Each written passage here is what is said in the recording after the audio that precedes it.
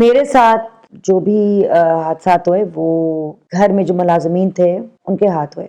جب بھی یہ بات دہرائی کہ میرے ساتھ یہ کچھ ہوا، اس بات کو نظر انداز کیا گیا، اور چونکہ اس کو نظر انداز کیا گیا بچپن میں، تو میں نے شاید اس کو اہمیت ہی نہیں دی.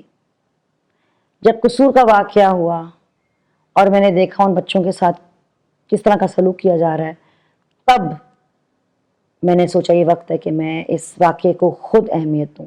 اور خاص طور پہ جب وہ بات تھی، جب میں نے سوچا، میں نے کہا کہ میں نے اس بات کو شیئر کرنا ہے کہ میرے ساتھ بھی ایسے ہوا، اور یہ میں نے اس لیے بات شیئر کرنی ہے، یہ نہیں کہ میں کوئی اٹینشن چاہ رہی ہوں، تاکہ ان بچوں کو احساس ہو کہ اٹس اوکے، اٹس اوکے، تم ٹھیک ہو، اپنا سر اٹھاؤ اور لیٹس لیو، آؤ جیتے ہیں، کھیلتے ہیں، پڑھتے ہیں، خواب دیکھتے ہیں.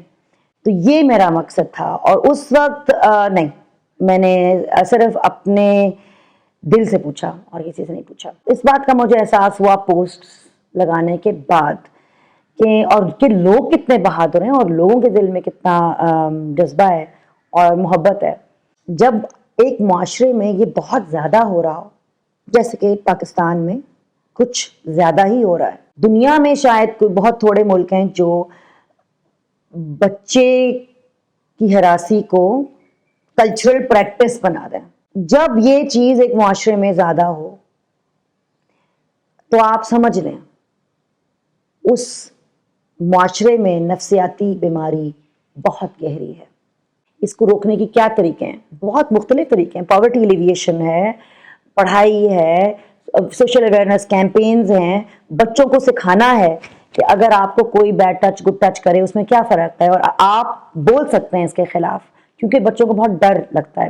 مجھے بھی بچپن میں بہت ڈر لگتا تھا کہتے ہوئے کہ کچھ ہو رہا ہے.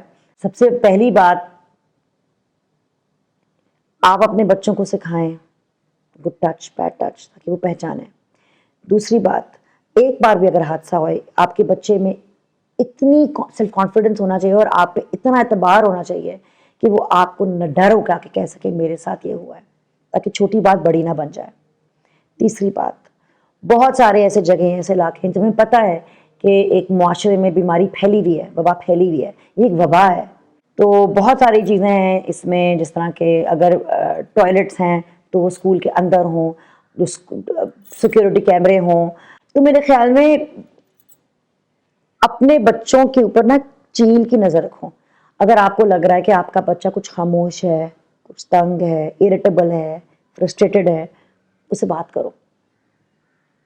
اور اگر وہ آپ سے نہیں بات کر رہا، اس کو کسی اچھے کوچ یا تھراپسٹ کے پاس کھل کے بات کرنے دو، کیونکہ ہو سکتا ہے کچھ چیزیں ایک بیٹا یا ایک بیٹی اپنے ماں باپ سے نہ بول سکے، کسی اور سے بول سکیں. احتیاط، احتیاط، اور کچھ نہیں ہو سکتا.